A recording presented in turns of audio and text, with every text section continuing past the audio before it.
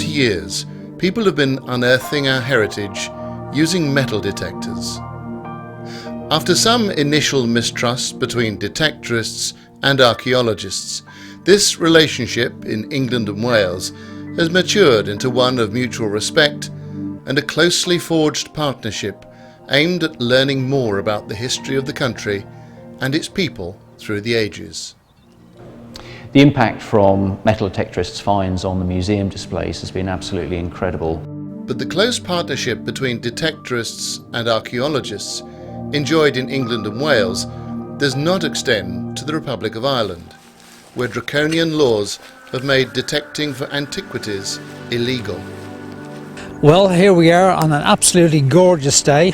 I'm in Norfolk. I'm standing on a field that we think has a lot of Roman history, and with my detecting buddies for the next 2 hours or so we're going to be metal detecting these fields.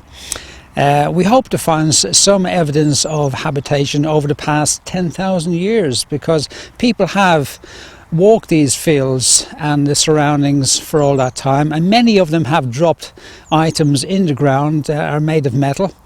And using our metal detectors, of course, we aim to detect those finds and responsibly extract them from the ground. Any finds that we uncover today, over 300 years old, will be handed over to the archaeologists, who will record those items and identify them, and then we can add a little bit more to the historical jigsaw. I was born in Dublin in the Republic of Ireland. Today I'm in Norfolk in England, metal detecting, and everything's legal. However, if I was to be metal detecting like this back in Ireland, it'll be a totally different story. Norfolk is the county in England where the government-funded scheme that records finds by metal detectorists was really born. It still has the largest number of reported antiquities in the country, and the best and most important of these finds are on display in Norfolk's prestigious Castle Museum, housed in a splendid 11th century castle that dominates the centre of Norwich. Well, here we are in Norwich Castle Museum, and I'm surrounded by a huge collection of absolutely stunning finds from the Anglo-Saxon period. The metal detecting community work closely with the archaeologists and the Portable Antiquities Scheme, and it's absolutely brilliant and very heartening to realise that they're on display here as a result of the metal detectors mostly waiving their right to the financial reward for finding the items out in the fields. And for me and many others, that is the real reward, to get the items of beauty and historical importance on display for the public, for all the kids and everybody else to see and learn from them and relive what happened in the past. In Norfolk, the close working partnership between the detectorists and the archaeologists is freely acknowledged and even highlighted in the Castle Museum. Archaeologists from the county's highly respected museum service are regular attenders at meetings of metal detecting clubs, giving advice and sharing their knowledge with detectorists. It's estimated that perhaps a third of the finds on display in the museum's Anglo-Saxon section have been unearthed by detectorists. Finds reported to the museum service by detectorists are recorded under the Portable Antiquities Scheme. In Norfolk alone, that amounts to more than 10,000 finds a year. Portable Antiquities Scheme works in England and Wales by having a network of finds liaison officers who are based in every county of the country, and they act as the sort of central point where metal detectorists can bring their objects. And when a metal detectorist brings their objects in, the finds liaison officer will record them by writing a description of the item, photographing it, and in some cases an archaeological drawing, technical drawing, will be prepared with it. And that information is then placed on the Portable Antiquities Scheme database. And this is a publicly accessible database, which means that researchers, all members of the public, can look and see what's been found in their locality. The monthly meeting of Norwich Detectors Club, founded nearly 40 years ago and committed to responsible detecting. It has a close working relationship with the county's museum service. Many detectorists in England and Wales belong to clubs like this one, who are mostly gathered under the overall umbrella of the National Council for Metal Detecting. At Norwich Detectors meeting, archaeologists examine the finds on display from members and generously share their knowledge and expertise. First one here is a normal denarius here. Trajan 98 to 117, silver denarius mint of Rome.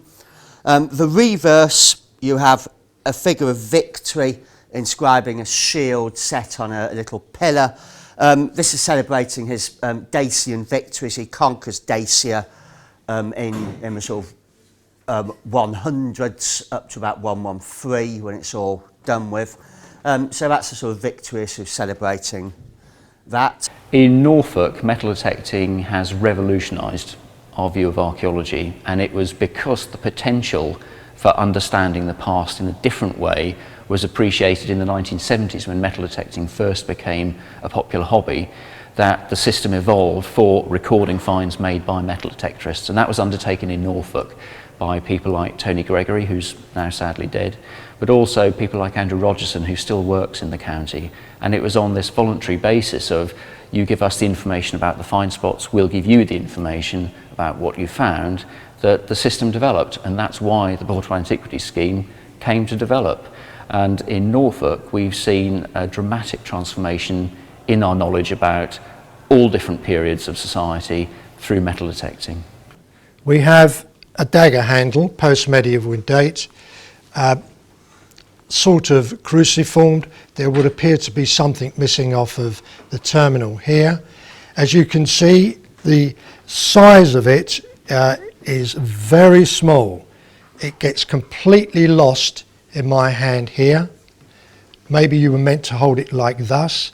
Maybe it's very feminine, or maybe it was just owned by a very small man. But it's a very, very nice find indeed. The Portable Antiquities Scheme in England and Wales has been a huge success and vastly increased the amount we know about who lived in this country before us. The PAS has recorded now over 1 million finds, most of which would have lain in the ground if they hadn't been unearthed by detectorists. But what about those countries, such as the Republic of Ireland, who do not have a similar scheme and where detecting is outlawed? Other countries that don't have an equivalent to the Portable Antiquities Scheme are missing an incredible variety of information, most importantly, but also objects that can be passed on to museums for public benefit and re-examined in the future by archaeologists. You can think of a number of countries that do and don't have active recording of finds, and it's those countries, particularly in places like Denmark and in Germany, where we're seeing, like in England, a revolution in our understanding of the way that early medieval society, for instance, interacted with one another. We're seeing an enormous number of coins, for instance. We're getting new types of coins showing up. We can see from mostly metal detected Iron Age coins that there must have been something in the region of 16,000, 17,000 different dies used for just Iron Age coins in East Anglia. It's completely transforming our knowledge, and those countries that aren't recording metal detected finds in the way that we do are missing all of that out.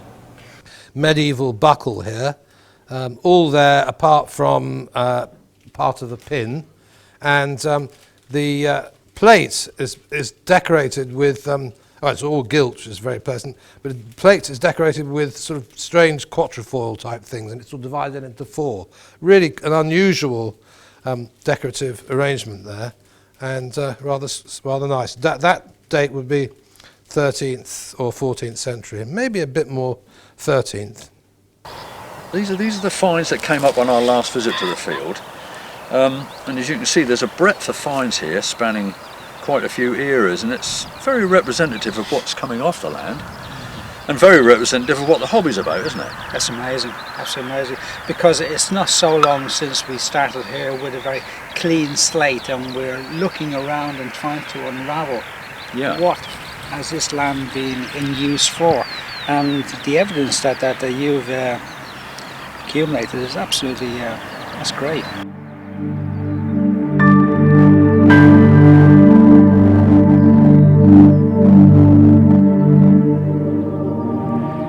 I hope this film has given you some idea of the enormous benefits that responsible metal detecting can give to the whole overall historical picture. And I hope that the decision makers back in Ireland will reflect perhaps on their draconian legislation at the moment and allow more freedom to the Irish metal detecting community.